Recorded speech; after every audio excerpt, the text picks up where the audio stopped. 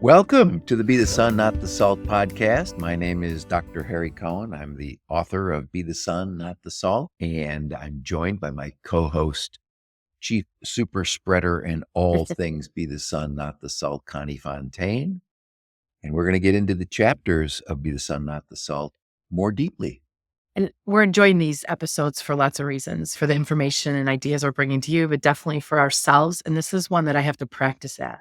I need some help. So we got to talk about this one today. Chapter 7, Apologize Well.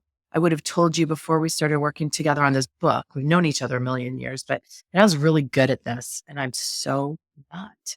And I think the reason I'm not, because I always do it with good intent. So if I'm doing something, it's with good. I can't even think of a time that I had malintent in apologizing, and yet I know that it doesn't always ring true. So I want to dig into this one. What do you mean it doesn't ring true? So if, for instance, if I apologize to one of my adult children and I say, I'm really sorry I upset you, not that I've ever done this before, but I'm really sorry I upset you, but you need to understand that I was trying to explain how an adult, in the work world would, so that, you can just hear it.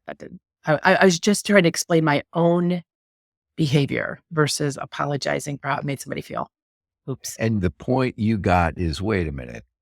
The way to do it properly is I apologize for whatever and not do the explanation of, but I was just trying to blah, blah, blah, blah, blah, blah, blah.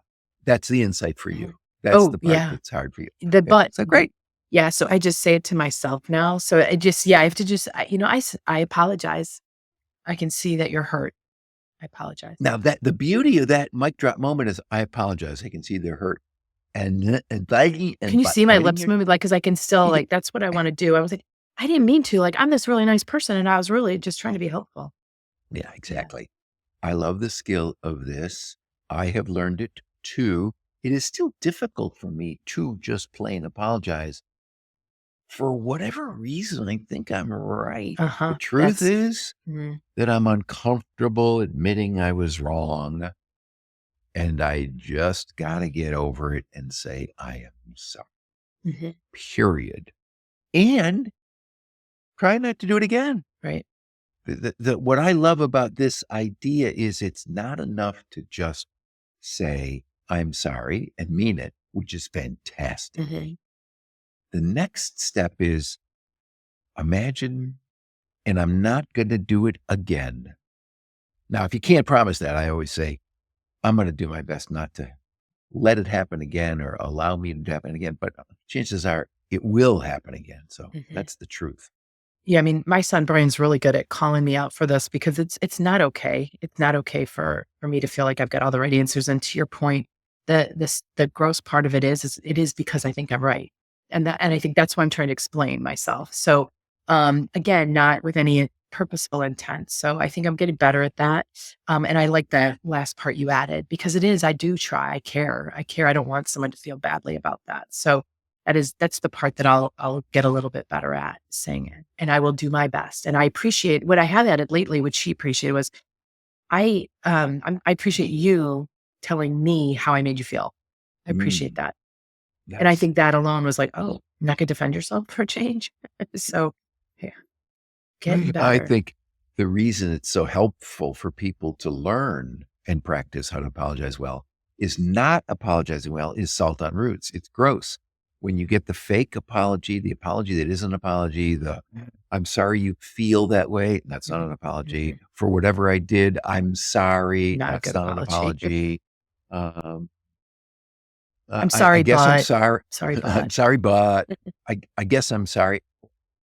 Or one that I stopped doing, which is when you hear a fake apology and a lot of words and somewhere in there is a fake apology. I used to do this. So what are you apologizing for? To force them to admit that they ain't apologizing for anything, rub their nose in the fact that they're not apologizing, which is basically picking a fight. Right. What's the right way? Or is there a right way to call out someone who's not apologizing well? Depends on the relationship. You know what I mean? Like you can have a vendor who gave you something terrible and they fake apologize and you go, I'm not going to see this person again. I don't need to give them a teaching. If it's an intimate and it's a fake apology, you have a choice to go like, I didn't think you were apologizing, but Mhm. I appreciate the fact that you tried. That's kind of toxic. Yeah, I didn't like that. Don't use that Uh, one on me. exactly. I do want people to be aware of how to I agree. deal with the fake apology. Right. There's lots of ways, including walk away Mhm. and know that they're not good at it. And you are. And Mhm. you don't have to rub their nose in the fact that they didn't apologize. Right. And so what do you think? So let's call it an intimate, because I would say this is where a lot of that happens is at home. And you say, do you say, Okay. I don't that didn't make me feel any better?